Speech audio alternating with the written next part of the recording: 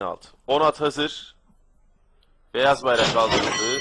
Start verildi ve koşu başladı. Toplu sayılacak bir çıkış oldu. Liderliği 7 numaralı Pargar aldı. Farkı 3 boya kadar çıkardı. İkinciliğe 2 numaralı Can Didim girdi.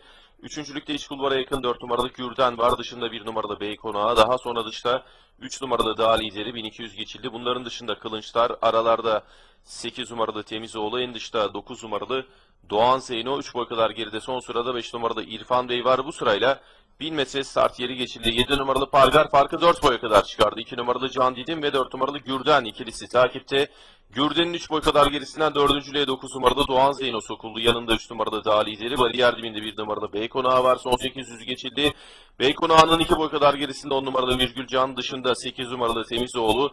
2 boy kadar geride 5 numaralı İrfan Bey. Bu kez son sırada 6 numaralı Kılınçlar kaldı.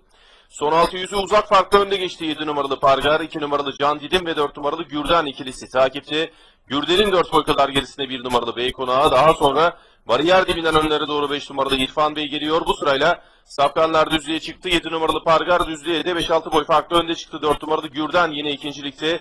Bariyer dibinden 1 numaralı Beykonağı, daha geriden 3 numaralı Dağ liderinin, içeriden de 5 numaralı İrfan Bey'in çabaları var. Son 200'e doğru gelinirken 7 numaralı Pargar azalan farklara rağmen önde, dıştan 4 numaralı Gürden, içeriden 1 numaralı Beykonağı, aralardan da 5 numaralı İrfan Bey çıkmaya çalışıyor. Son 100'e doğru gelinirken 7 numaralı Pargar 3 boy farklı önde.